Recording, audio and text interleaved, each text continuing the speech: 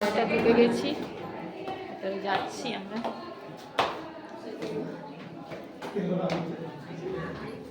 চলে এলাম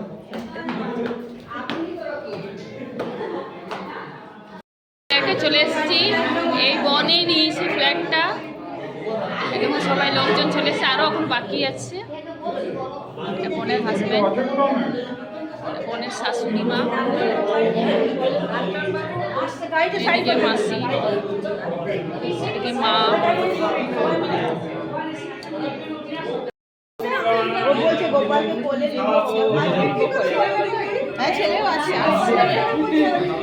ভালো আছো?